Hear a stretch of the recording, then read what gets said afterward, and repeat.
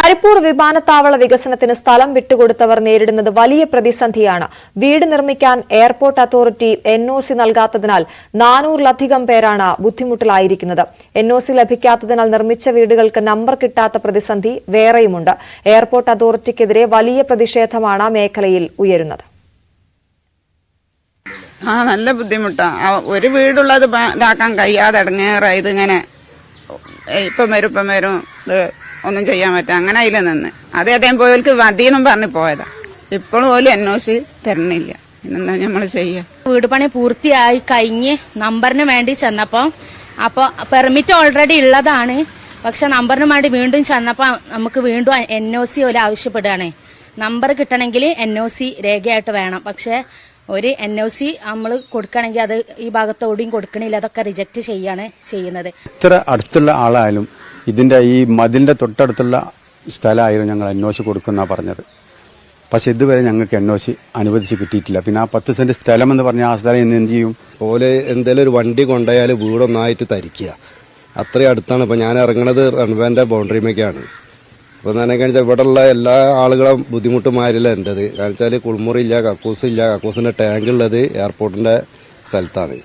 അപ്പോൾ ഇതുകൊണ്ട് ഇപ്പോൾ ഏറ്റവും കൂടുതൽ ബുദ്ധിമുട്ടായ ഒരാളാണ് ഞാൻ. ഭയങ്കര പ്രശ്നത്തിൽ തന്നെയാണ്.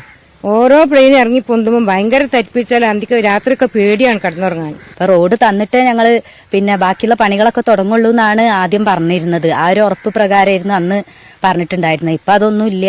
ഇപ്പൊ റോഡ് അവര് മുട്ടിക്കാൻ പോവുകയാണ്.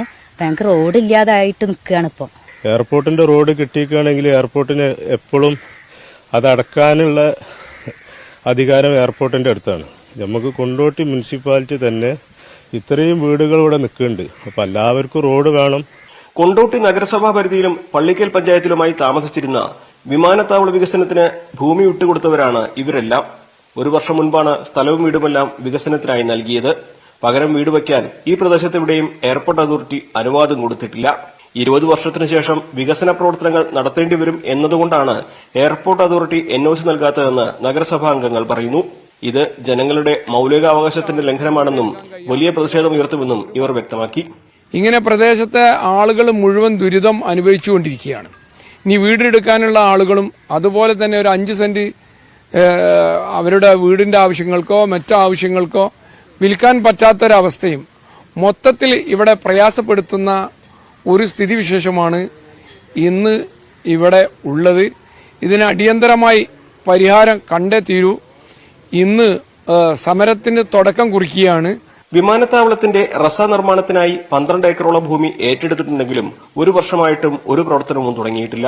എന്നാൽ നിലവിലുള്ള പല റോഡുകളും നിർമ്മാണ പ്രവർത്തനങ്ങളുടെ പേര് പറഞ്ഞ് ഉപയോഗിക്കാനും അധികൃതർ സമ്മതിക്കുന്നില്ല.